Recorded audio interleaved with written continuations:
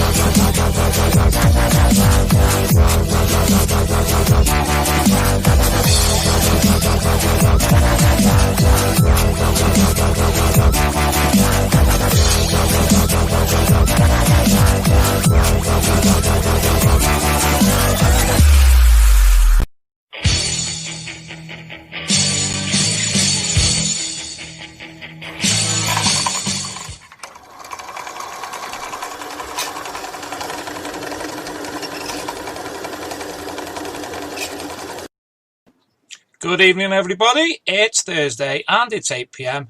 and it's the big metal detecting show. Hope you are all well this evening. And as ever, our technical difficulties have kicked in and it doesn't seem to be streaming on Facebook as yet. The YouTube is well and fine and dandy. And I just can't find it on the Archaeology and Metal Detecting magazine. So sod's law, really, isn't it? We always have a little technical issue at the start. So hope you've all had a good week and you've been able to get out and about and take part in some of our favourite activity. And, we are working very, very hard. It's not showing. So I've got some work to do behind. I wonder what's going on there. It's telling me that... no, absolutely no idea. I haven't got a clue. Luke, if you can help me out in some capacity, it's not generated to the Archaeology and Metal Detecting magazine Facebook page at the moment. So we haven't got a feed on Facebook at this moment in time. If you could deal with that, that would be great. Anyway, moving on. Big night tonight. Obviously, we'll be introducing Catherine Lange and John Finnis from the Detector Hub Forum. Even bigger news. It is on Facebook. Jeff Miller is on Facebook. I cannot find it anywhere. I'm looking on my phone on the Facebook page. Can you tell me, Jeff Miller, on what are you watching it? Is it in the Big Metal Detecting Show group? Or because normally it streams via the Archaeology and Metal Detecting magazine. So very unusual for it to not show up. So I've not been able to share it to the normal locations as yet. Anyway. Next week, we are having a big evolution. The big metal detecting show is undergoing a few changes. In fact, there's a lot of changes going to be taking place. Most significantly, we're going to have a new design. You're going to be seeing some different graphics, some new videos. We're going to be bringing in a co-host. So as well as myself, there'll be somebody else with us every week. We're taking it in turns, so it'll be sort of over a 4-week period. There'll be 4 different co-hosts, and then back to the same again. So can't wait for that personally. Looking forward to it greatly. As well as that, we have. I think I'm fine in announcing it. We're going to be having a weekly competition, which will be run by and the prizes given by Diggers Dips, the prize draw website. Which I'm sure a lot of you would take pace on. In fact, one this week of the Celtic Stags. Aaron Weedle, a Simplex user, won a Simplex. Fair play to him there. But as I say, we're going to be having Digging Dips. We're going to be having more videos. We're going to be having a massive range of guests. A lot of people coming back who's been on before. Sorry. We're going to have finds coming in different things. We're going to be introducing the news in a different manner. We're going to have a completely new look, and we hope everything's going to work smoothly. So next week on the show, we're going to have Diggers Dips introducing the prize draw, which instructions will occur in the Big Metal Detecting Show Facebook group this week. I'll tell you all about how to sort that out yourself and how it'll work. You know when you got lights on the screen and they're automatic lights, right? No, you don't come back on with your automatic switch. Go away. My Money Disco, there you go, that's better. So Diggers Dips, invaluable, much appreciated to them, and we can't wait to see what happens and who wins the weekly prizes there. As I say, there's going to be so much. We're going to have Digger Dawn on next week as a guest also. She's going to be talking about the new Apex. Following that, the following week, another big show. It's the first birthday of the big metal detecting TV and radio show. Our first show aired at September last year, and the launch last year was Digger Dawn, and it was the night before. Went down to the Rodney Cook, myself and Luke, and we aired at the Rodney Cook rally, where I made multiple technical issues. Anyway, so first things first, with our news, don't forget, as I say, keep an eye on the big Metal Detecting TV show Facebook group, because all the information's got to be in there. All the manner of which you can enter the competitions and such like got to be in there, and we look forward to it greatly. So, Luke, first things first, can you share the screen? That will be delightful. I'm going to click share audio as well. So, as soon as we've done that, we have a brief video from the Celtic Stags advertising. That's the wrong one. Where's the right one? Let's just go this way instead. Advertising their rally, which is coming up shortly.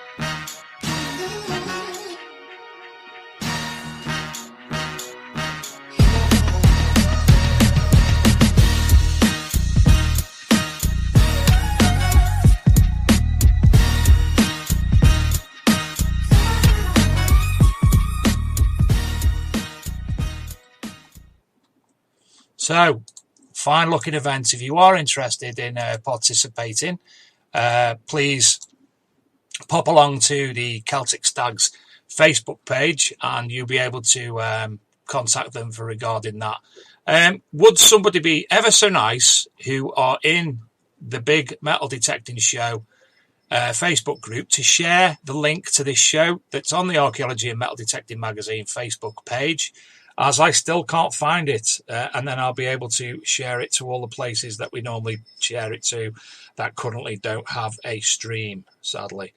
I haven't got a clue what's going on. I'll do it this way instead. Anyway, next up, we're going to have a look at this week's finds in the Archaeology and Metal Detecting Magazine group. Thank you to all the people who have shared their recent images of finds, and here we go. So, which one's this? Let's start again, because as ever, I've left it where I shouldn't have left it. So, first up, Ian Jackson. Thanks as ever, Ian, for sharing your images. He had a bit of silver the other day, which is looking absolutely beautiful. Nice little badge of some variety, with on the reverse the stamp. So, nice little find there. He's got a few finds actually this week. He's even got gold, which appears here. So, he had a 1866 gold sovereign. First gold for Ian. That's Sky's dad. So, well done, Ian, on that. Lovely find.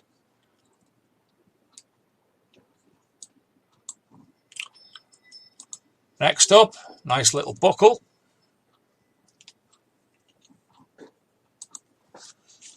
A bit of silver, which I'm not 100% sure what that is. Somebody will have to tell me in the comments. Because as you know, I'm rubbish at telling things what they are. And this was another collection of finds. I think this is actually this evening of Ian's again. Now, this one is by James Maynard, and it is an Antrobate and Regina Verica silver unit 10 to 40 AD. Beautiful. On to Jamie Evans, one of last week's guests. Back as ever on the Hammards, which he was talking about last week. And the reverse.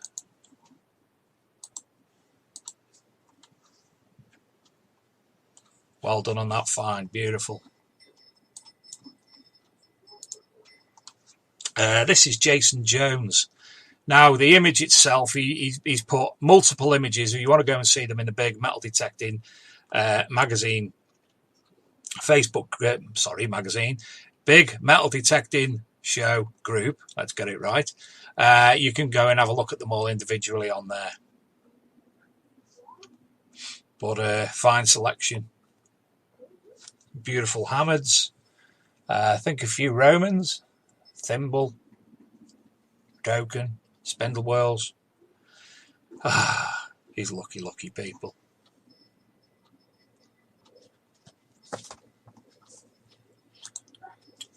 And this is another image of them all together. It's a lovely big, and I'm not sure if it's a... can't remember the word is. There you go, one of them. Mine's gone daft. And these are of Cy Weller. So thank you to each and every one of you for sharing their photographs in the group this week. Going to continue sharing, and we're going to have a look at this week's. Now, I've only brought up 3 bits of news, simply to get the show going. So, Luke, are we still in sharing mode? Tell you what, we'll start again. So, sharing again, open for... There we go, lovely. So first up, Somerset, one of the best counties for finding treasure. Obviously, this all comes. There's quite a few come out lately of different regions which have had treasure discovery. In fact, as you can see there, the top 10 regions are Norfolk, Leicestershire, Suffolk, Lincolnshire, Hampshire, Wiltshire, Oxfordshire, North Yorkshire, East Riding of Yorkshire, and Somerset. And there's there you go. A Bronze Age gold ring. Look at that, isn't that gorgeous? A Napoleonic grenade. Wow, that is a good find.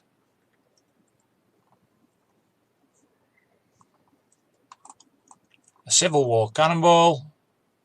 It's on my finds list, that. Next up, another one, Shropshire. Coroner declares historic discoveries found in Shropshire as treasure. That's a Roman... Oh, go away. Go away with you. What's happening? These bloody websites do my head in. Oh, there we are. A Roman gold amulet case discovered in Condover in Shropshire. Late medieval silver gilt finger ring. Some names on it. Can make Maria out and Gracia. So that's that one. And finally, one that we shared last night, presumed by Luke or Lee or Tombo. Once in a lifetime find, London's largest haul of Bronze Age treasure unearthed by a rookie. Look at that. Absolutely fantastic. Spears, axe heads, gorgeous. So we just scroll up so I can see who it was found by. Harry Platt found a 3,000-year-old axe, which led to the discovery of 453 artifacts on a site on the northern edge of Thames in Raynham. So there you go. Look at them. That's an absolute dream. I know the coins would be worth much more monetarily, but for me, I think that artifacts like that to find something of that would be phenomenal for me personally. Anyway, there's your news, and we'll crack on the show. So tonight's guest, we discussed it a few weeks ago.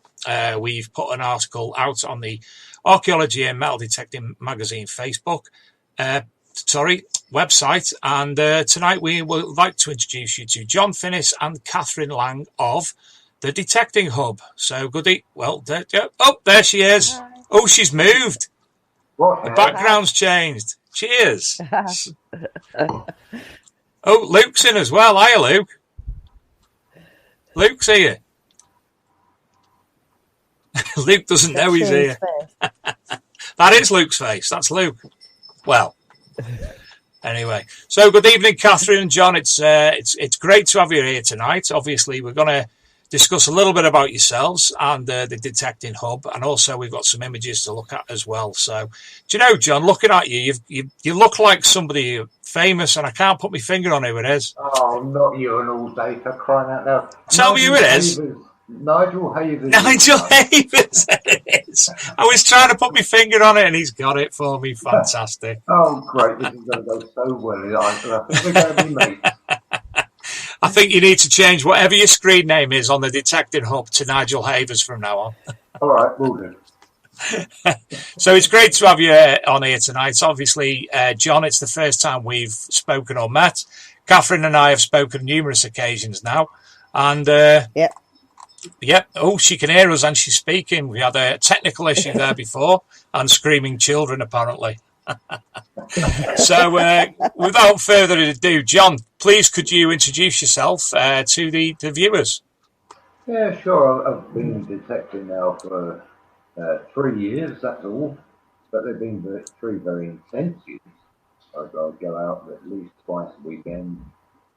And in summer, in the evenings when I can get there. So you're talking about thousands of hours already. And I just thoroughly enjoy it. I was given a detector, one of these generic Chinese Okie 2000 things, that's 30 quid off eBay, whatever it was, as a present. And I went out and within 10 minutes I bought a 400i to Garrett. Within half an hour I bought a Deus. And the rest is history. Absolutely, and I love every second I'm out there. So, Catherine, over to you. Can you introduce yourself to the viewers? I actually thought I was really young, but I've actually been detecting longer than John. Look at things. I've been detecting 4 years, which isn't very long compared to most people. I started off with a Eurorace and lasted 5 months with that, and then I've moved to a Deus. And basically, I detect around Oxford and the whole Oxford area. And again, addicted, same as John. I think it catches you quite quickly, doesn't it? That's the problem, this hobby. It certainly does. Absolutely. So, you've recently released the Detecting Hub. What were the reasons behind the launch of Detector Hub? Should I answer that first, John? Is that all right? Yeah. Basically, we left another forum, and we just found that we looked at lots of other forums. You're either a forum person or you're not, and I think that's probably the case for most people. I'm on a lot of Facebook groups, and I think probably most people are as well. But I looked at a lot of the forums that were available, and none of them quite worked for me fully. And so basically, I work with Bruce, and we both sat and thought, maybe we should set up our own and do something a little bit different. So we wanted something that was a little bit more modern in terms of look and feel. And we wanted to make sure it was something that was still family friendly, but allowed people to have conversations in a way that you could keep longer term. So something like a forum does that, which you can't quite get with Facebook. So the two are quite complementary. But I think something like the Detecting Hub is a way of making friends and getting to know people and bringing in real experts. And one of the things the Detecting Hub has is experts in absolutely every area of finds. So if you want to find out about a particular thing or you want to get an answer for something, then what you will do is you will find that some of the experts on there will probably give you an answer within minutes, if not less than that. What you said about the conversation, the area being kept for a period of time, I've never thought of it in that sense. Obviously, you put something on Facebook, and if you're in a big group, within an hour, it's confined to the realms of history. Obviously, on the Detecting Hub and other forums similar, your conversation's there all the time. So I've never actually thought of it in that sense. Yeah, there is that, but there's also the fact that you can always search the database on a forum, which you can't do with Facebook. Mm. Yeah. So if you've got to find that, for example, supposing it's a George coin, a George III, for example, you can just type in George III and all the threads which are reference to George III will come up, and you can further refine that. So it gives you a hell of a resource, really, for researching your own song. Makes perfect sense. As I say, I've not thought of it in obviously a lot of sense. It's like I need people to talk me into things sometimes, and obviously I'm a member of the Detecting Hub, but I've not used the Detecting Hub as yet, apart from introducing myself. So yeah, it's a fantastic idea. I know there are ones that have been running for absolutely years, some forums. I'm a member of one of them, and I've never utilised it, I'll be honest. And obviously now I'm in a position where I'm that busy with other things that I generally don't. The Detector Network recently was launched, and that gives a different option again, like Facebook, but mainly for metal detectorists. So there's a lot of things popping up at the moment. There's a lot of things being released. There's a lot of things that have been running for a long time, and each and every one of them has their advantages. What else, Catherine? What other advantages do you think it has? You know what I find? You can look back on stuff. So I've often you think, oh my God, where did I find this? What did I find? What was the results of it? And actually having something that you can look back on and that you can look at, I think the searchability that John mentioned, you can find it again and again. But I think it also attracts different people. And if you look at the fact that Facebook is, I know it's not necessarily for really young people, but a lot of people who detect, probably about half are over 55. A lot of them don't like Facebook. So something like a forum attracts possibly a different audience at times, but you get a lot of the guys and girls that have been doing it for a very, very long time. So I think one of the other things is the fact that you get their experience, which they don't tend to share in the same way.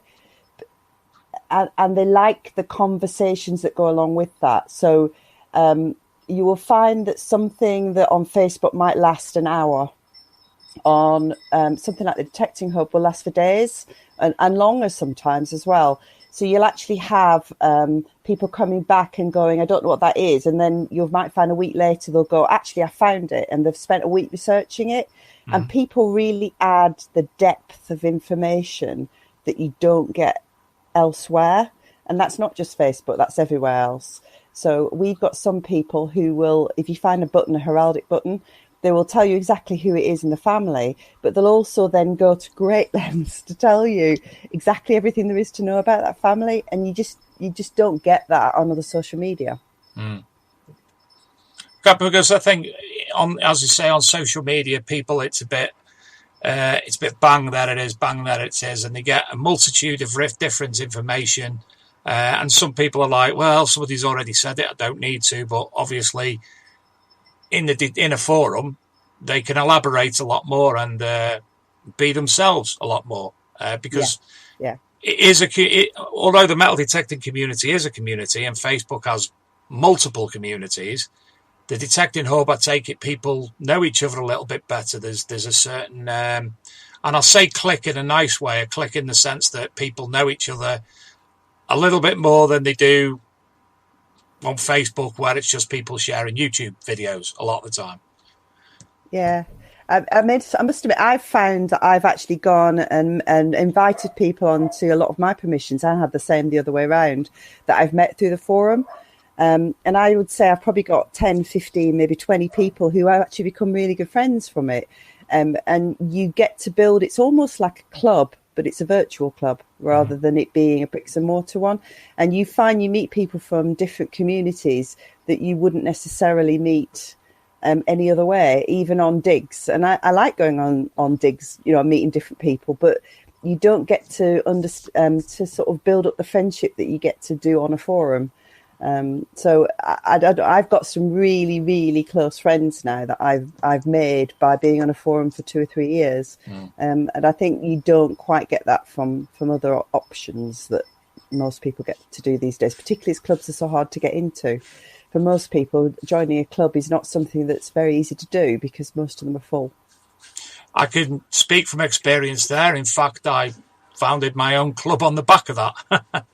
The local club you couldn't do. So formed Tempest with a couple of friends, and that went from strength to strength, and it ticks over nicely now. We don't do anything as such. We don't have the meetings, obviously, because of lockdown, but it's there, we're there, and we all know each other. So, yeah, it's... I think that was better actually doing that than joining a group and being the new boy and having to build up trust, etc., etc. But I think everybody who came to Tempest at the second meeting, because the first one was a founding meeting, but the second meeting after that, the people who came to it, I'm still friends with each and every one of them, even though I haven't seen some for a while. Still text them and see how they are.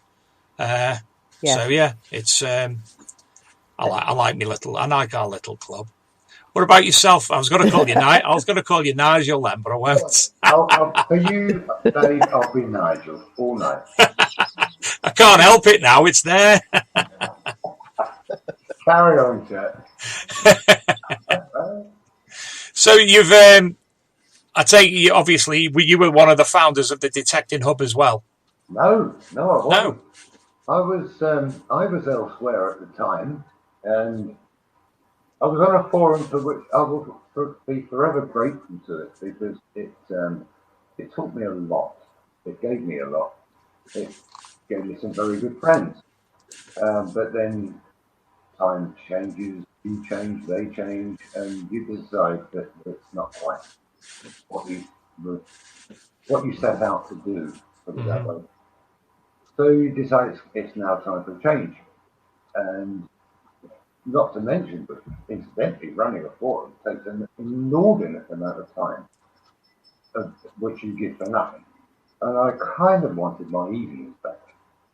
So I left where I was. And then somebody called me. Anybody in particular that we know? Not 1,000 miles away. And everything went back to the way it was. Thank you so much. It's worth every second. It really is. So no, I wasn't the founder, but more than happy to help out, because these are two very good people. Friends that I made from the other place, and I have made very good friends on there. And it seems stupid not to do it. So my evenings are now gone. Never mind me. Well, I'm hoping Luke's going to run a banner along the bottom of the screen in a wee while with the email address to the Detecting Hub. He's showing you now, obviously, on the screen. So I think it's going to be very simple to find. In fact, if I jump on there, it's the detectinghub.co.uk. So don't go yet, because you'll miss the show. Go later or go tomorrow. In fact, Luke said, hide your password, Luke, hide your password. So Luke's logging in now, and he's got it wrong. Luke's forgot his password. Is it not saved? Luke, is it not saved? He's gone now. Hiding. I'm just going to jump to one side for a moment. One thing I haven't done is say hello to the people in the comments room tonight. So to Nick West, to Rick Hill, to Facebook user, I wonder who they are. Scott Holden at the Detecting Network, Pomsey Metal Detecting, Darren Booth History Unearthed, the Divi Detectorists, Jeff Miller, Harry Long, Boo Yardy, Ben Davis, Nicola Roberts, Dominic Tomschick, Tom Trussell, Anna Lank, Ashley Kodowski, Jeff Jones, Detecting the Past, Dave Paul, William Hargreaves, Nicola Roberts, have said that I think, but hello anyway. Zarps Metal Detecting in South Africa. Good evening, I'd like to learn more about Zarps. Cool name, cool word. Rick Hill, Darius Vass, Mike Morgan, Kieran Martin, and John Clayton, and James Newman. So hello to each and every one of you in the chat room tonight. As I mentioned earlier, for those who weren't listening, and Digging Deep Beeps, who's just popped in as well. We're going to have a number of changes as from next week. We're having a bit of a relaunch, lots of new things, new look, new segments, and new co-hosts. So 2 of them, I can actually tell you, are going to be Mr. Adrian Gaylor, who we're looking forward to greatly having Adrian, and Mr. Aaron Weedle, South Coast Detecting. So we're looking forward to our new co-hosts. There's going to be 2 more. Just got to have a chat with them and sort everything out. But yes, co-hosts. People who can talk about metal detecting and know about technology that I don't do very well. So anyway, what we're going to be doing shortly, Catherine and John, when Luke decides to, we're going to go on a break.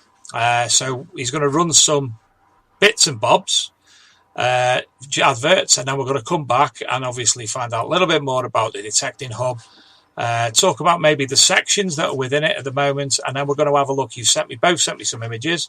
We're going to have a chat about your finds as well, a bit of show and tell.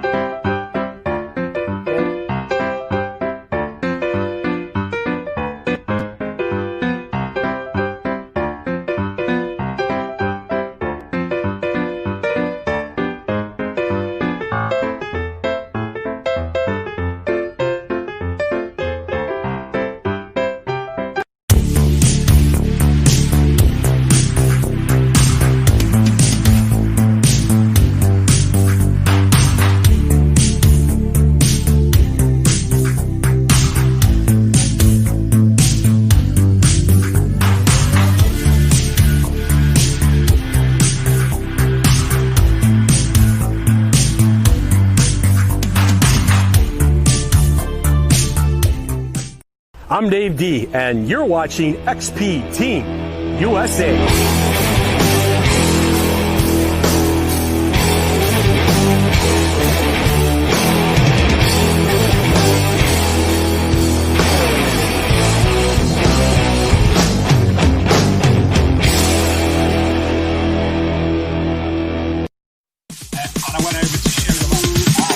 Sorry, it's DJ. I think this is what people or toy shop. A little bit too much of the situation. I think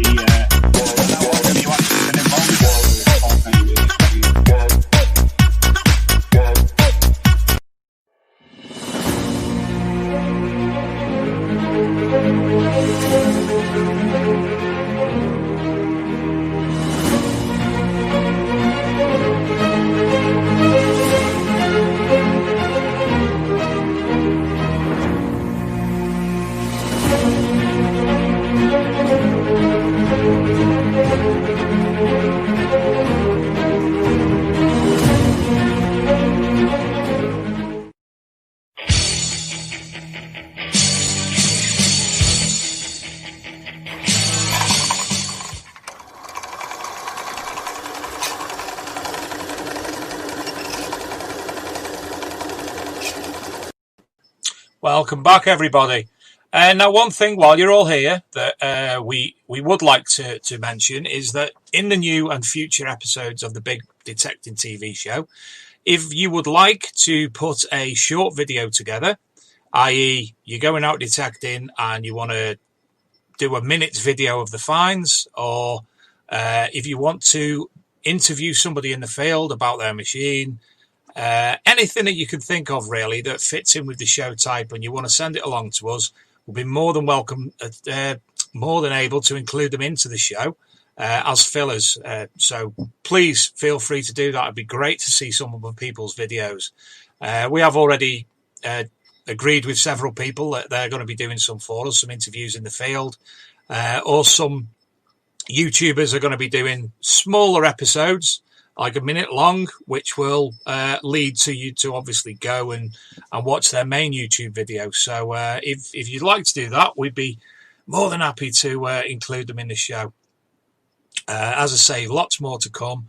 Thank you as well to the Detector Network, who, because I'm usually so busy on a Thursday night, Scott includes that this show on the Detector Network for the viewers via there. So hello anybody watching on the Detector Network. As you can tell, I'm floundering over my words. I'm absolutely knackered. I really am. Now, I've been going to the gym. Now, for those of you who know me, I'm fat. I'm 21 stone. And I decided to get fit. And there's a new thing open locally to me called Hit Zone, which is a singular machine, and you do 25 minutes, 3 reps of 7 different exercises on the machine or the ropes. And last night, for the first time in 25 minutes, I did 500 plus calories, and it damn near killed me. Not only that, I'm sadly working on my own in work on a 2-man job this week. So I'm running back and forwards, up and down, left and right, spraying things with a thin tin door between myself and the 76-degree oven. So the sweat's dripping out of me, and it's just all catching up on me a little bit. So hopefully next week I'll be a bit more weight. In fact, I'll have a very, very strong coffee before the show, let's say.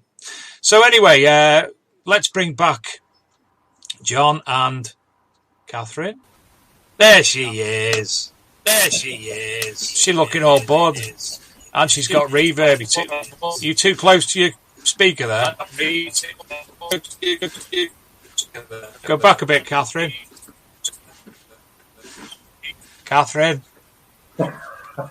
Catherine. Ooh, Pat! I don't know what he's doing. Go backwards. Go backwards.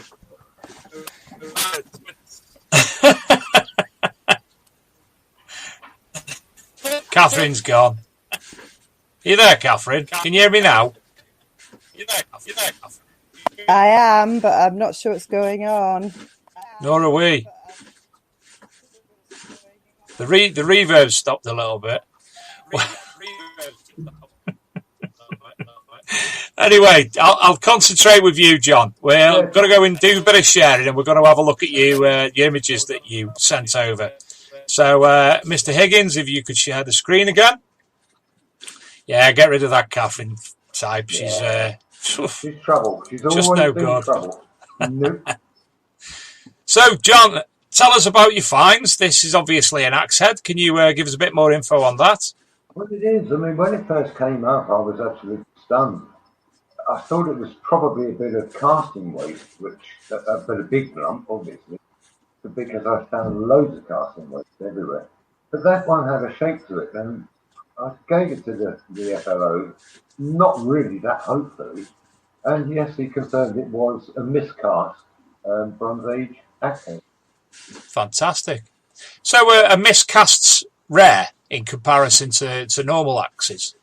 Well, they're not as common, put it that way. I mean, you would find them in founders' halls. You usually find good stuff, but they're usually broken. Or they're votive, of course, and they get broken on purpose. But this one was just basically a cock-up. And it was just a delightful find. I think it's got lots of character. I mean, you can see from the surface there, it's loads. Yeah. And I really like it. I really do like that. Yeah, it's beautiful. We wouldn't kick that one out of bed, certainly. No, absolutely not. I mean, it doesn't have the patina or anything to it, but it is what it is, and it's 3,500 years old. Yeah, lovely. So next up, now that is beautiful. That is, if I could find the rest of that brooch, I would die a happy man. I can tell you that. It is beautiful, and the thing of it is, we just moved out, and I lost it, and I was gutted. That thing is so tactile. It is beautiful. It's so well cast. You can see it's crisp. The casting is so very well done. It's obviously high status, and I lost it. Or at least it didn't go into the finds cabinet, and I couldn't find it there. And then I had an email from my Flo 2 days ago. She said, your brooch book is ready for collection. It's been drawn. Thank God for that. I cannot tell you how happy I was. Are you able to tell what the carvings are on it? That's a horse. And it's from a cruciform brooch. Right. And that's quite indicative of a cruciform. And unusually, you can see just above the eyes. At the very bottom, you've got the nostrils. Look above that, you've got the eyes. Just above those are two ears. Oh, right. Just above, if you go slightly Yeah. up, there you go. Yeah, There's yeah. your ears. At first, they thought it might be brows, but they're not their ears. And I've not seen another one like it. You can see on the side view, you can understand that a lot more better. Again, it does look like brows, but then again, it does look like ears. Yeah, I would go with ears on that, because brow doesn't quite make sense. Why would you have that gap between the two? Yeah. But it's a lovely, lovely thing, and I can't wait to get it back. Mind you, John, I can't draw, so if I put eyebrows on something, it could be anywhere. And some of the modern day teenagers' monobrows that they put on is, again, What's that all about? like McDonald's, big letter M. Well, if that's fashion, you can keep it. So what was a nice little coin? Yeah, that was off a market site. Now, my permission, my first permission, well, my best permission, where all the Roman and Saxon stuff comes from. There was a market there, a medieval market, and that is an Echo au Soleil coin weight. And that's the only thing I've come up with myself on that site, apart from a few hammers. There is nothing else to indicate that there was any kind of trade going on there whatsoever. But the reason for that is that it had been previously detected. And the people who came up from London, a few Urbis by all accounts, they came up to do it. They only did the moated farmhouse and the market field. And they must have cleared it off. And of course, if they said farmer, they tried a thing. But then I wasn't expecting too much. So I went up into other fields, and that's where all the Roman stuff and the Saxon stuff came up. So they clearly missed that one. Do you know what I like about it the most, John? Have you ever heard of the term pareidolia? So cool. Pareidolia is basically if you get a piece of toast and you toast it and Jesus Christ appears on the piece of toast, or what looks like a Jesus Christ, that's called pareidolia. That's the simplistic way of explaining it. And you know, I can see so many faces on here. I can see a man's face there with the helmet on. I can see another face there. I can see another face there. And looking at it at this size, there's just so many little intricacies that give the impression of something else. It's fantastic to look at. It's a lovely little thing, but I think you've got a thing with faces, Dave. I mean, I'm Nigel Havens. You're seeing all. What is it with you and faces, mate? I've no idea. I think it's a game I play. If I could sit in the middle of town at a coffee shop, watching the world go by, I'll have a similarity to every person who walks past. Yeah. Best game in the world. Yeah, people watching, love it. Love it. Ah, my first hammer. Was it? Yeah, God bless it. That was in the middle of a paddock, which was my landlord. I rented at the time. Yeah. And my landlord, when he found out that I was detected, said, "I'll come up and do the horse paddock." I mean, you're talking about a quarter of an acre little area. Yeah. Wasn't expecting anything. And the very first time I did it, up came Elizabeth I. And I was absolutely delighted with that. He was a good-looking man, was Elizabeth, wasn't he? He was. Bless him. What a fantastic... I think my first hammered was Elizabeth, found over in Shropshire. And it's got nothing on that. It's very dark. You can't see the... I think what gave it away was the flower as opposed to anything else.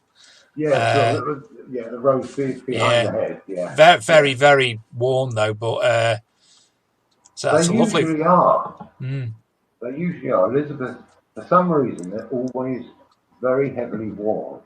So if you've got a nice portrait, you've got a nice portrait. I think Elizabeth herself was very heavily worn by the look of her as well. I think she might have gone around the block a few times. Oh, I like that. Tile? Oh, excuse me. That is a Roman flue tile. Now, it's not much to look at. But bear in mind, I've been over this site for months and months, in fact 2 years, and I haven't found any form of pottery. I've found all sorts of artifacts, but nothing to actually cement the fact that there could well have been a settlement there, or at least a building.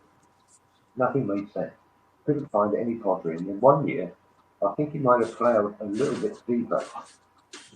And a lot of pottery came up, and that came up. Of blue tiles that tell me that there had been some form of significant building there at some stage. Oh, definitely.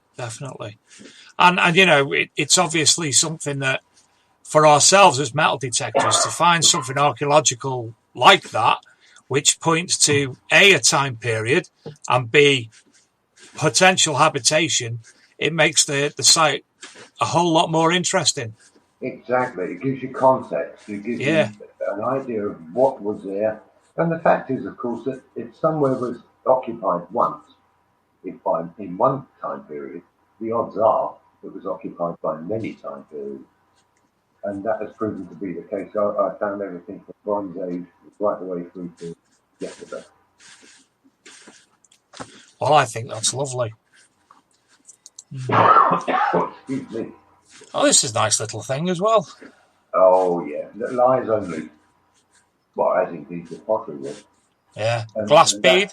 Yeah, lovely little glass beads.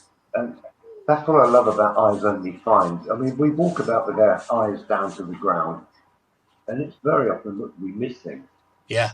And I would have missed that were it not for the fact it was right next to the hole that I was digging tin foil or something. And that was lying right next to it. Is it a green colour? I'm colourblind, you know. Bluey green. Yeah, bluey green. It's like it's one of the things that the Detectorists, the TV series, got so well. Mackenzie Crook walking along metal detecting, but when he was at work, if it was sweeping, if it was robe sweeping, if it was hoovering, he was always eyes to the ground. And I found that in a lot of, even walking along through a field for no apparent reason, i.e. going for a walk, up the Bosley Cloud by us or along the lines, I'm exactly the same as Mackenzie Crook. Mackenzie Crook? He must be the chicken version. And yeah, I've found things. Even when I take the kids down, there's a local site of special interest called Dane Inshore Pasture on the River Day down here. And the little lad loves going down, A, for a paddle, B, for a walk, but C, mudlarking. The amount of pottery we've got off the back garden is phenomenal. Nothing of age, but he absolutely loves it. Oh, it's great just to find anything, really. It is. Something different. Oh, there he is, the fat boy. Me? I do beg your pardon. I've not been coined yet. That was the first Roman silver I ever found on the same field as everything else. Nero. And that was such a delight to find something that old. 69 AD. Yeah. I mean, you can say all your different favourite Roman emperors, and I think Nero would be right up there. And to find something of ilk from one of those top level one in our that we know historically, obviously there's copious amounts of different coins for different leaders, but Emperor Nero, obviously, big name. In fact, I'm going to have to go away and see if there's a Roman emperor top trumps now for the little lad and learn about the emperors that way. Yeah, that'd be the way to go. I mean, I don't know about you, but before I came into detecting, I didn't know anything about the Roman emperors other than those that I've seen on the films or read about in books. And all these later emperors, I mean, there were about 250 odd emperors. Yeah. In the Roman Empire. I think, how the hell did that happen? And I didn't hear about them. It's because they weren't big characters, they weren't big names like the earlies, like Nero, which is why that's such a lovely time. So how did you get into metal detecting? What was the reason behind that? Got all the present by the Mentab. And Oh, of course, you did say earlier the Chinese machine. that's the fella, the one that had massive discrimination. It just buzzes at everything. And it didn't matter. It really didn't matter. I was hooked within 2 seconds. And that's Fantastic. it. Only way to go. What have we got here? Oh, a little beauty. That is a Roman, that's a Saxon pinhead. Ah, with you. And what you can see in there, the glittery bits, is gold. Fantastic. So this thing was gilded at some stage. Mm. And when I first picked it up, I thought it was something like an air rifle pellet or something. Yeah. Didn't show at all. Cleaned So it up. it's only probably the size of a penny and side to side. Not even that. I mean, the scale on there, it's just about, 10, 12 mil wide. Yeah. That's it. But it weighs an awful lot for its size. Solid bronze. It's an absolute beauty. I found others, but that one is exceptional. Yeah. Oh, hello. There he is, the boy. That I found before I virtually knew what I was doing.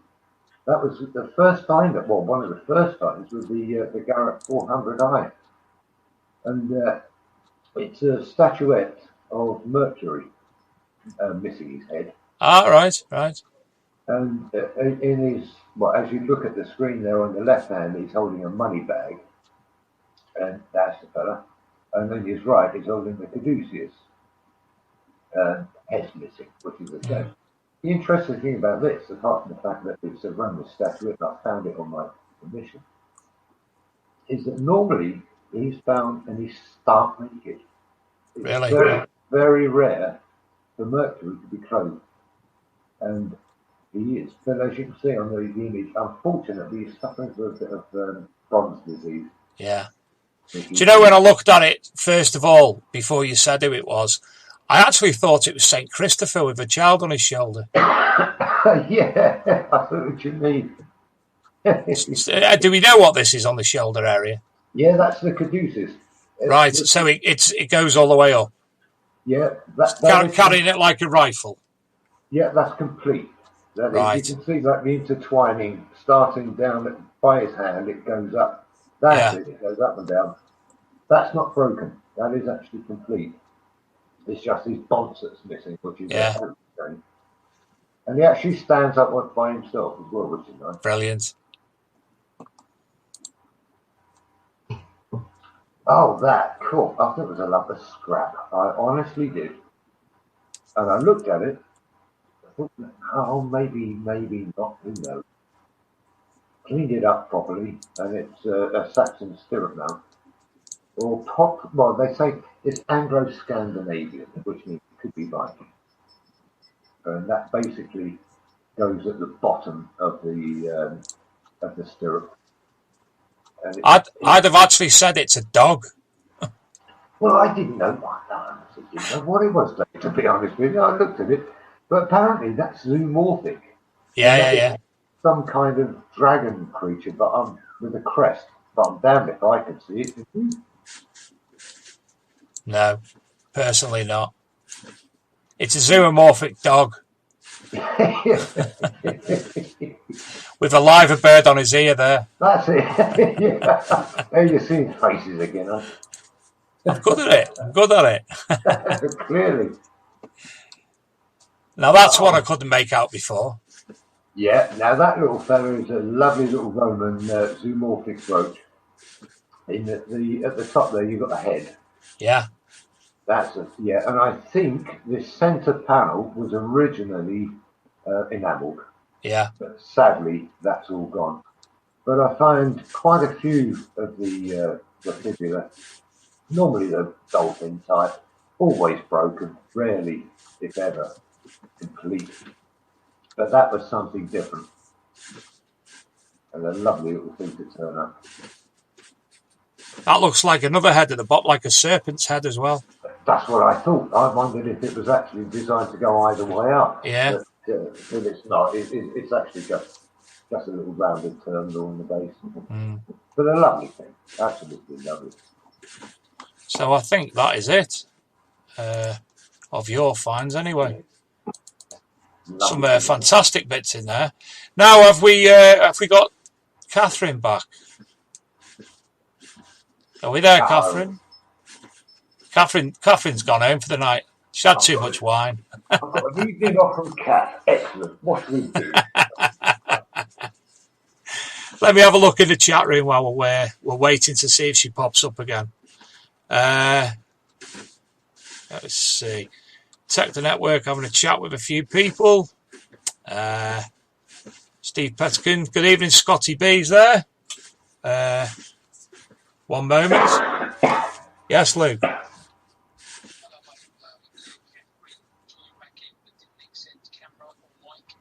Right. Right, yeah. I'll leave it with me and I'll message you now. Look at me. I'm on the phone to Luke. Won't be a minute. All right, Paul. See you in a minute. Catherine's made a technical issue. She popped out. She tried popping back in. But unfortunately, she didn't. Allow. Make sure you allow the mic and camera. I thought she was a bit bob on with her technology myself. Hiya, Sky. Sky's here. Ian Jackson as well. Ian, we showed all your finds before. Fantastic number of finds this week, both for your silver and your gold. And Steve Pettigrew, good evening to you as well, sir. I hope you're all very well in there. We've just had a look through. Well, we've got tonight John Finnis and somewhere in the ether, Catherine Lange from the Detector Hub, which is a new forum. Hoping that Catherine will be brought back in momentarily because I've just messaged her to tell her what to do again. She's probably gone to bed at this point and wrote it off as a bad experience. But we've got John anyway. John Finnis from Detecting Hub. I'll get there. See, half my program's gone now, John. I can't talk about her finds because I won't have a clue what they are. Well, you're after quality, mate, not quantity. Absolutely. You've got quality. So tell us about some of the sections within the Detecting Hub, what we can actually find if we go there. Well, basically anything. It was one of those things that we wondered when we started off, should we have every section filled or have something in it? But that's unrealistic. And it's also good to have people join in and contribute and see a forum grow. Because we are new. We've only got 170 members or so, which will change, I hope. But they're quality members and they will contribute as well. As a result of which we've got, in the Roman section, we've got a guide to identifying Roman coins by one of the members who knows an awful lot about Roman coins. Mm-hmm. So that's just one. The ID section is one of them. It's a social thing as well. You're encouraged to talk about anything metal detecting related. Have a chat. We've got a place for that. If you want to talk about pottery, fossils, non-metallic stuff, various eras, stories that you might have, anything at all, we're open to it. And the thing is, it is, if we've got a forum that doesn't suit something that you might have, then tell us, and we put the section in, if it's popular enough. Beach is one that we're talking about right now. We're talking about, is there a place for beach detect? Is it popular enough? Well, at the moment, we only have one or two that do beach detect, but no doubt there will be more. But yeah, we'll add that in as well. You just go through the metal detectors bit there. We're keeping that simple. There are more metal detectors, that obvious. But it can become too much. So we just keep it. Do you know, John, you've just mentioned something which it's popped up considerable amount of times over the past couple of weeks that I've noticed. And that's about beach detecting and where you can and you can't metal detect. And obviously, if it's to do with, if it's owned by the Crown Estate, there are the rules and regulations behind doing that. I think we're going to have to put something together on the website regarding that. But it's what have you done much in the way of beach detecting yourself? Never once in my life have I stepped foot on a beach. No, I'm sorry, it's just not for me. I know it's very important to many people because that's one of the few places you can go to without direct permission to do that. Yeah. On the Crown Estate, provided there are no SSSIs or any other restrictions, then you are free to do that. And as you mentioned earlier, getting into clubs, you formed your own, which is a great way to go, and it's the only way to go for many. They cannot get into clubs. The only places they can go, they can't get their own permissions, or they say they can't, so they go to beaches. And it's a very, very important resource for people to do. But you've got to have the right machine, or at least when it's wet, you've got to have the right machine. But yeah, it is a very, very important resource for people to use, to use a detector. Well, one of our regular viewers and future co-host, Aaron Weedle from South Coast Detecting, I think predominantly most of his detecting is on the beach. Personally, I find it very, very difficult. I can't comprehend what's going on the machine. I'm not the greatest in the way of technology machine. I must admit, a few weeks ago, I went to Prestatyn. I took the Simplex with me, and it would have been a better experience apart from the fact that the tide came in so quick. But I didn't find anything, but it didn't make the same noises as other machines have. No. I just couldn't get, I can't, it doesn't do it for me, personally. No, but, you know, if I'm on holiday on the coast, you can't find anywhere that's, you know, you've asked a few farmers and they've said, no, the beach is there, even if it's just for a few hours of solitude. Exactly, and a few wrinkles. That's about the most of it. I mean, there are people, and I do know them, who make quite a bit of money from it because they know where to go. Yeah. They see the cuts, the colour of the sand, etc., etc. But yeah, the newbie coming in isn't going to have that kind of knowledge. So, but it gives him somewhere to go, and he gets that. Okay, it might only be a wrinkle, but it's a signal and it's something you can do. And hopefully that will then generate more interest. And we will go on then to become a good centre. And as we say, the likes of Aaron, other people who go to the beach regularly, they know it. They know the tides. They know the best places to go, as you say. They know the sounds, the tones. They know the discrimination. They know how to set the machine up. And they enjoy it. And as you say, some of them have found multiple gold rings, platinum rings.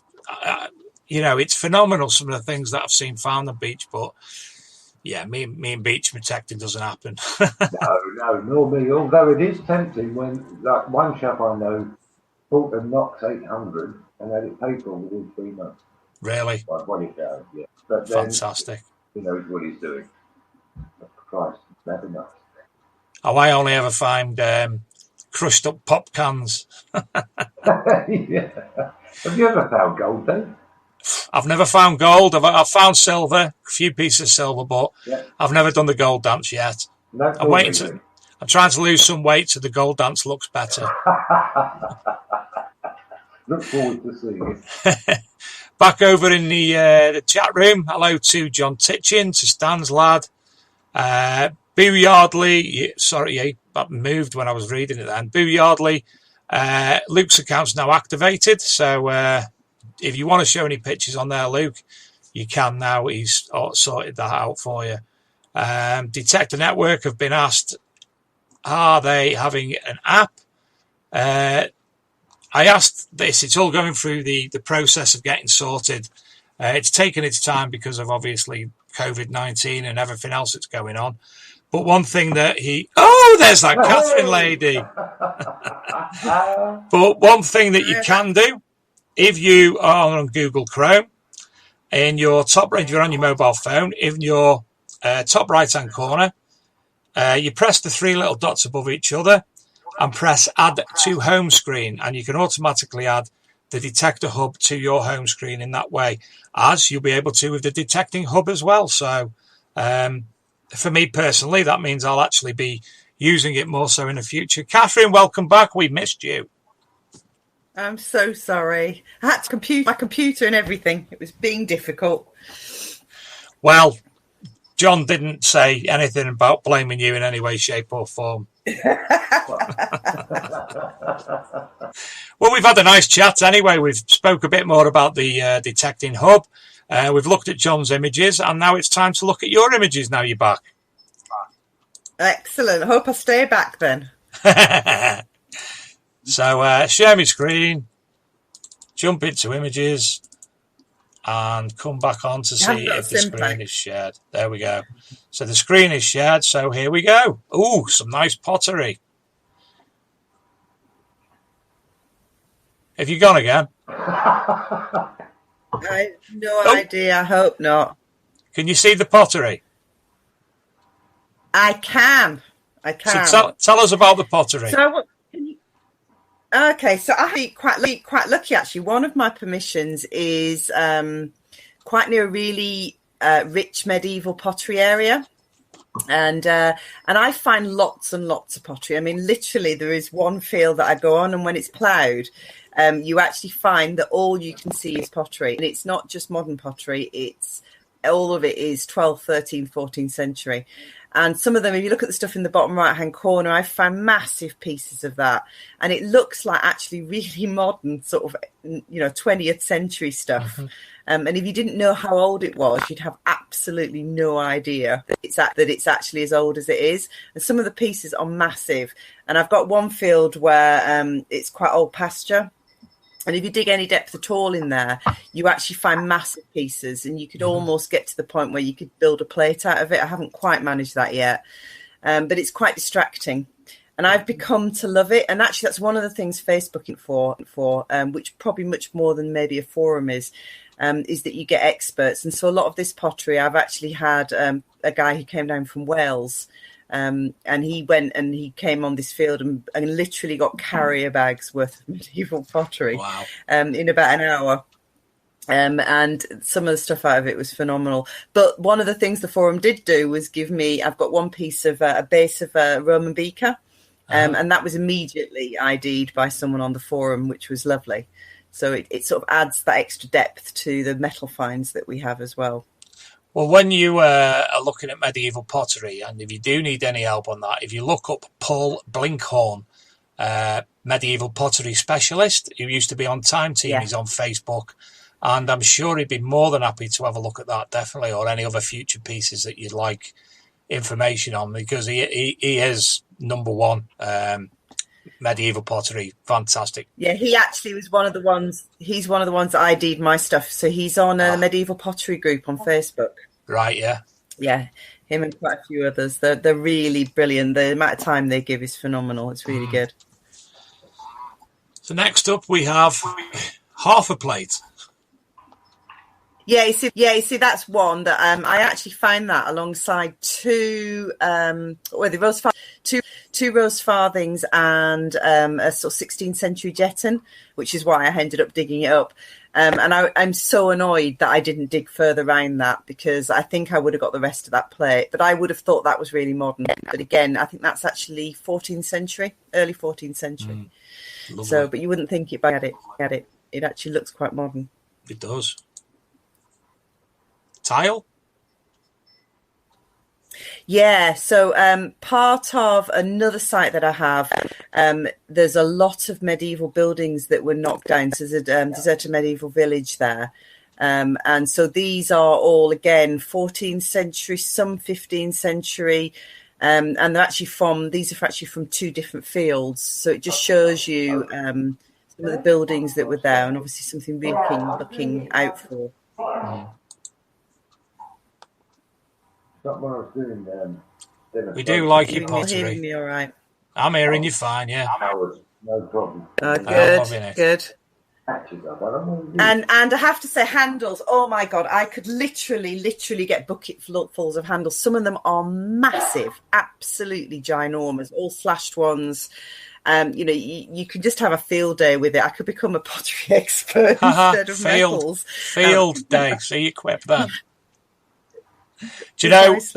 I'm going to have to come down. I could come down and I could spend the day, leave my metal detector in the car, and just do this all day.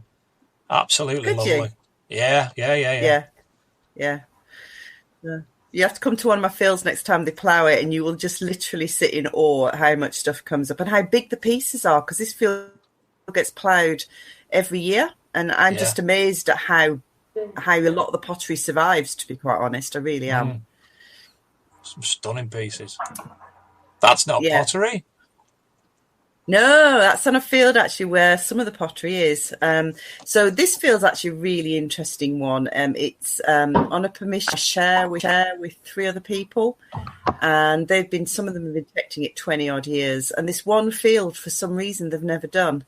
And I started off on it and found hardly anything.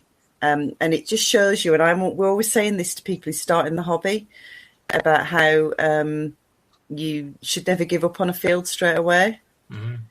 And this was one field that gave nothing at the beginning, and I went 3 or 4 times on it and found basically nothing. And then suddenly the weather changed, and out of nowhere stuff was coming up, and it's big pieces. I don't know how I could possibly have missed them before. So obviously this is a James Shilling, I think it is, if I remember correctly. And it came up, and there was actually a couple of other quite large coins around it as well. 1603 to 1625. Yeah, something like that. Yeah. Do you know, I'm just doing that. John Titchin gave me one of these cards, a detectable, and it's a sort of comedy type images with all the dates and everything on. So as soon as that come up, then I thought I'm gonna refer to the card and see. And I got James. Well, I actually had Henry the first, but that's like 600 years too early. Lovely coin. Is that the obverse or something else? Right, so this is, I'd never heard of these before. It's a sterling imitation. Yeah. Right. So it's actually, oh God, I'm going to have to look up who it is now. It's a French guy. No, he's not. He's from Belgium, I think. See, I need to go on the forum now to look, and then I'm going to lose my signal again. But don't go. I better not. I'll let John do that. I bet sterling imitation is something I've never heard of, and it's really weird. I picked up that coin, and it's in an area where there's quite a lot of silver coins anyway. I instantly knew there was something weird about it. There's no crown. It's got like almost a coronet thing on the top. And it feels different. The silver content's a lot lower than a normal British coin, or an English coin, should I say. And it's really weird how you suddenly start to find out then about how the coinage from different countries ends up on a field. And actually that field has come up with even modern coins that are weird, like one from Senegal from the 70s. Really? I mean, how many people went to the Senegal in the 70s? Hardly anybody. But there's quite a lot of coins in that field and other things which seem to have come from different places. It's mad, isn't it? If you're able to write a history of a location, to actually write that history of that location, given the amount of peculiarness, like your Senegalese coin, for example, wouldn't probably make much sense. Yeah. It wouldn't, to be quite honest. I mean, someone's just randomly dropped one coin for Senegal. I just don't know how. And that coin, it's really weird, that field. You get, I found a hoard of medieval annular buckles. It's quite plainish ones. But I found 3 with the pins pretty much together. And then I found a couple of others within 5-10 feet that were just the ring parts without the pins. Yeah. I mean, how many people find hoards of medieval annular buckles? But that field it seems to have, it became the buckle field at one point. I was literally walking away every time I went on for a couple of hours with probably 6, 7, 8 buckles from different periods of time, from medieval through to about 17th century. It's quite weird. I haven't found any since after I moaned about it, about there being too many buckles. The field's gone stuff you. You're not getting any more now. So you found a load of balls instead? Yeah, a load of balls. I have to say, my first ever detecting find of any note was actually a whole crotal bell. And some people go for 20 years and never find one. And I found one, and then in the following week or two, I think I found about 4 more. So of those 2 there, one of them is actually one of the first ones I found. And then the one on the right is a tinned one. And that's quite an early one. That's a 16th, maybe 17th century one. And it's tinned. So it's got silvering to it, which is very unusual. And they're just beautiful because the ring on them is just incredible. I can't see anybody who finds a whole crotal bell that rings that doesn't smile. They're just wonderful things, and the landowners love them. So my landowner for that, who's quite a wealthy gentleman, I handed that into them, and his secretary was just going, no, please don't give him that. And I went, why should they be tinkling it all day? and you find the same with a lot of other farmers. They actually hang them up in their... I've got a couple of farmers who've hung them up in their tractors when I've handed them over. Well, as you say, people have been detecting for 20 years. I'm nearly that, and I still haven't found one. Have you not? No. Do you know what? This year I haven't found. I've only found that tinned one this year. The rest of the coins I found this year, the crotal bells, have all been in parts, but they are my dream ones. So I found one. You get ones with like almost an angel face on them, and they're always medieval ones. And I found part of one of those, and I found part of a really big one with the initials on, which again I've never found a whole one of. So this year it just keeps tempting me with parts of the most beautiful crotal bells, but sadly not many whole ones, which is a shame. So who do we have here? William. It's William III sixpence. It's a love token one, but unusually it's actually it's not been worn away. So actually this one, I don't think I sent you the other side. Both sides of this are absolutely beautiful. But it's a sixpence. It's a love token. So it's actually been bent as a love token. Do you know this little card I've got with them all on? I didn't get William III then. I went for George II. And William III, the reason I didn't get it is for some reason on this card, William III's upside down. It's the only one that's upside down. There must be something behind that. Yeah, he wasn't very popular. This actually was on the same field as that. So again, this is 17th century, and it's actually the handle of a dish. Oh God, what are they called? Someone have to help me out here. It's the round dishes like the ones they have in Scotland that they drink whiskey out of. Quake. Oh God. Quake. What was that? What was that, John? Quake. A quake? Yeah, sort of. Yeah. Yes, basically it's one of those. Yeah. See, your wife's Scottish, isn't she, John? That's right. She should know. The initials EA on it. I haven't worked out who the initials are for yet. It was from the same field as that William III. And you'll see in a minute, I'm assuming have you got both sides of that lead one with the pictures on? If you do that one next. This one. That one? Yeah, that's the next one. That one, yeah. So that was actually found about 20 feet. This next one, which we think is a head of a pipe tamper. It's a lead one, right? And it was found probably about 20 feet away from that handle. And this is we think the marriage is commemorative of Charles II and Catherine of. Can't remember her name now. That's going to really annoy me. Why don't you, when you're doing that, Catherine? When you do that, just go Catherine of Benjamin, and then people will think you said it, and you'll get away with it. Then. Is it Brabrantia? Is it Catherine of Brabrantia? I think that's what it is. Catherine of Benjamin. And it says on it, if you look at the right-hand side one with the Queen on it, they're sort of done as cartoons. It says God love or something. So you can sort of see some of the words, but it's actually got the date on as well. I think it's 1659 or 1649 or something. It's actually got the date on it somewhere. And that one's really beautiful. And Paz wouldn't record it, which I was so shocked about. And why was that? Yeah, I don't know. They said it wasn't old enough. And I'm looking at them even though it's got a date I think on it's the most incredible. Yeah. Right. Okay. Well done, Paz. So it's definitely their marriage, commemorating their marriage. And the whole area is really Civil War. So this is again the same field as those, and it's not a very big field. So this is William, yeah. William Yes, the third. get in. Third, yeah. Or third or fourth, can't remember now. Let's go for third. And it's a shilling. Is it a third? Is it crown? There is no. Oh yeah, there is. Fourth was 1830 to 1837. Yes, it won't be. So it'll be William the Third as well. And that one is actually a forgery, and it's a really good forgery. And you can tell more from the other side of it. So you can start to see it there on the right-hand side. It's actually got a really thick layer of silver that's sort of almost been wrapped around it. Yeah. And I found that on a day when it was absolutely pouring it down.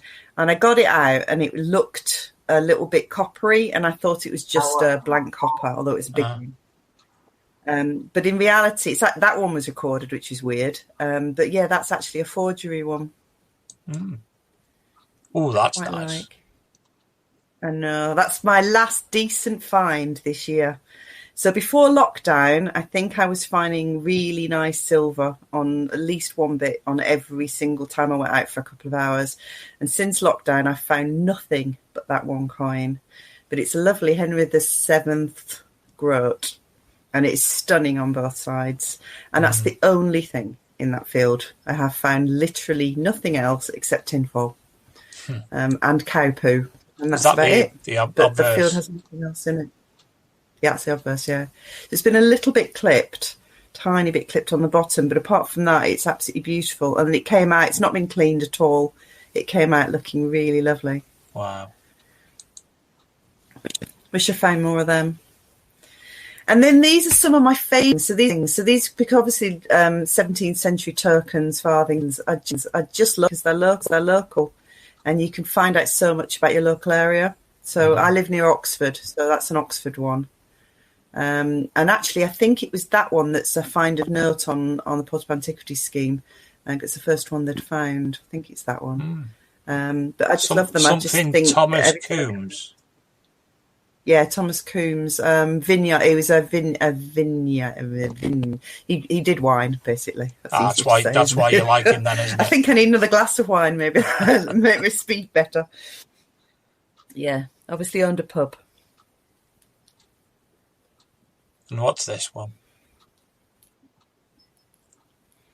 And again, this is from another different deserted medieval village. And this is a really weird place. So again, it's been detected by 3 people and has been detected for probably 25 years. And now and again, it throws up some nice stuff, just once in a blue moon. It's quite annoying place. But that particular coin, obviously Henry VIII, I think it's first or second bust. And again, it was beautiful condition, and I'd found nothing that day whatsoever, as is quite normal on that field. And then suddenly, as I was leaving, I found that coin. And the farmer on there loves ploughing. I actually think it's his life's work to plough. And so he ploughs the fields every year quite deeply. And how a coin like that managed to survive completely unscathed, I'm amazed by, to be quite honest, because it came out absolutely beautiful and it's not got a single mark on it. Lovely buckle. Yeah, that's another similar thing. So again, I mean, isn't it funny with buckles? You can find millions of them, and then suddenly I think there's another one probably coming up after this. That one is 17th century, if I remember correctly. And it was just a lovely condition one, a really nice condition. But my favourite one is probably the next one you have, which is a 15th century. Yeah. And again, that came from the field with all the pottery.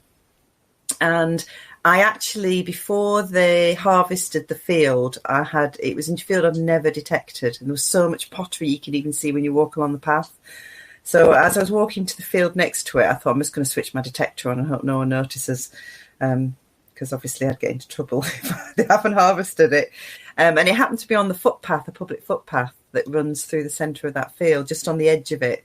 And it's probably still the best metallic find I've ever found on there. Yeah. Although I've had a few pennies. But it's the fact the pin still survived. And it's just I just love the attention to detail. It's got like little marks on both of what I call the ears, but for it to have been in the ground for what, probably 500-600 years and survived with the pin and everything, being regularly ploughed is again amazing. Oh, that is nice. Yeah, my first ever gold, really weird. Someone laughed at me and went, "Oh yeah, you just won't get anything standard like the normal guineas or anything." I found this on a dig, and it was the first time on a dig I'd actually taken the trouble to go and do some research before I got there. Mm-hmm. And it's only about 20 miles from where I live. And I found that there was a really old footpath that ran alongside one of the fields. So everyone else had gone off to other areas, and I thought, right. And I went down this footpath instead, and that popped out. And when it came out, you look at it and go, please don't be a button. Please don't be a button, because it's tiny, like button size. And I actually had someone with me who was a friend of mine and went, please, can you pick that up first? Don't tell me it's a button.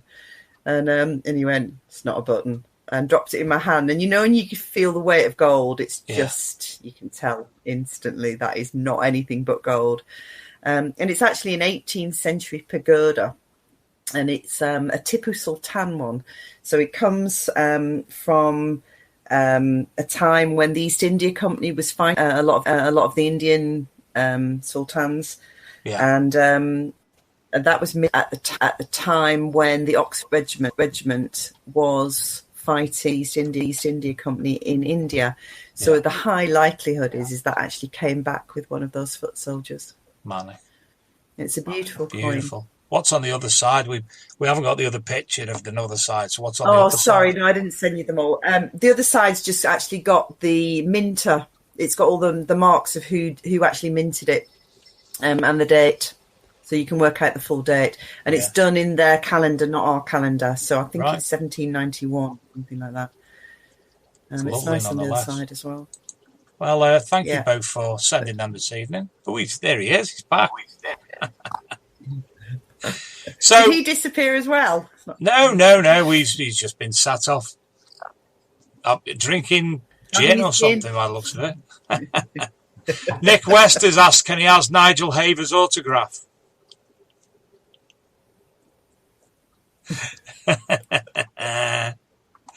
Anyone else new in the team?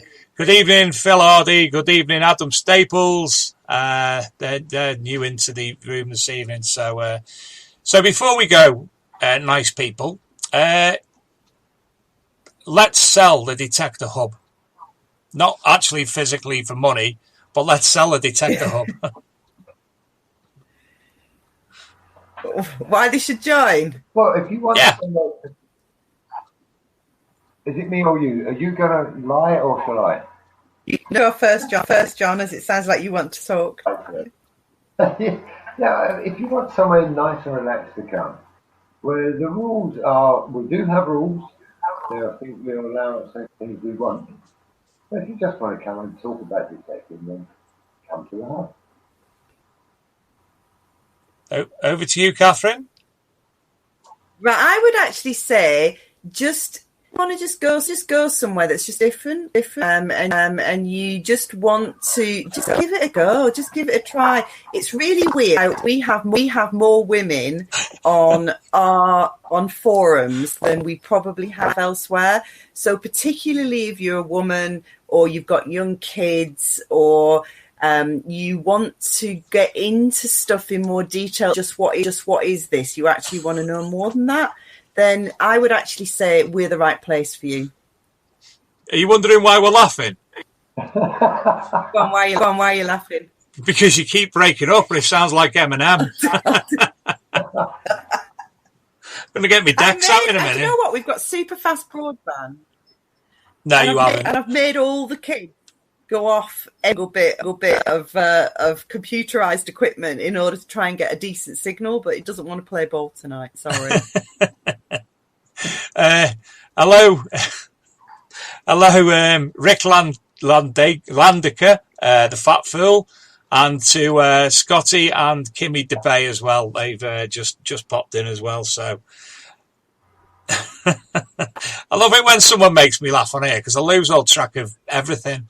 It's usually Julie and Evan Hart who usually gets me the best. So, and last week I was getting attacked by killer Daddy Longlegs, and he seems to have come back as well tonight. So, well, it's been an absolute pleasure having you both on board tonight and telling us all about the Detecting Hub, showing us your finds. Absolutely some stunning finds to look at. So, appreciate that.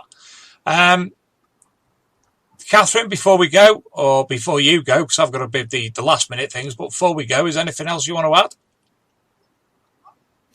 Just go and join, have a look, just see if you something that you fancy having a go at. And, it's free to join, and we think that you'll probably get some great chat from us. So it's just worth having a look. Marvellous. Thank you very much, Dave, by the way, for having us on board, as I haven't said. You're more than welcome. You're more than welcome. And John, anything you'd like to add before we go? Yes, mate. Well done coming up on the year. Much appreciated. It's been multiple technical issues. But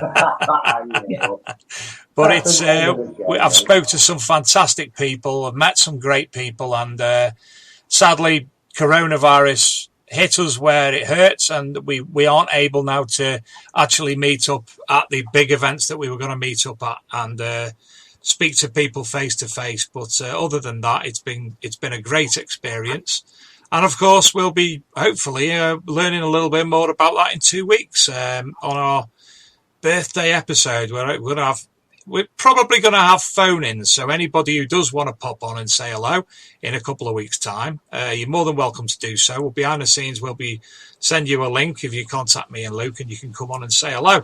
And then obviously, if you feel fine and dandy during that show and a couple of minutes on the show itself, because some people don't like the feel of actually coming on the show and chatting, they think out of the comfort zone.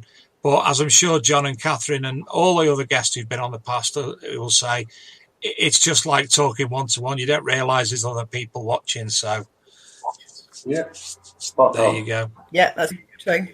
Fantastic. As long as your computer works. As long as you, yeah. So next week, ladies and gentlemen, please don't forget, we're going to be a total different look to the show, a total different feel, lots of new segments, and we'll be having Digger Dips on. He'll be running a competition, and that'll be running hopefully weekly thereafter.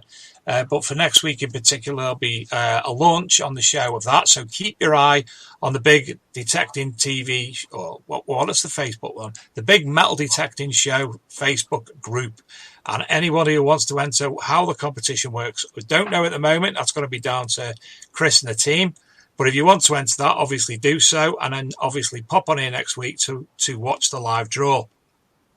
Additionally, we'll have Digger Dawn on next week. Who'll be talking all about the new Garrett Apex. So we're looking forward greatly to that. So thank you, John. It's been a pleasure to meet you. And Catherine, no doubt speak to you in the near future. It's been a fantastic night. Even, your rapping style, got it down to the ground. Eminem's got nothing on you. Dr. Dre's got nothing on you. Nigel Havers, it's been nice to meet you in person and not on Coronation Street. So from me and from Luke, thank you again for popping on tonight. Thank you to everybody for watching. Please do come back next week and the following week. And don't forget, 10th of September, have I mentioned this yet? Virtual Detectable 2. Just in the process of setting that up, but we'll be having Virtual Detectable 2. She'll send you the link to the first one, John. So again, thank you everybody for participating tonight. I'm Dave Sadler. This is the Big Metal Detecting Show. We are from the Archaeology and Metal Detecting magazine. Him up there somewhere, that's Luke Higgins. And from us both, thank you and good night. Thank you, everyone. I'm Dave D, and you're watching XP Team USA.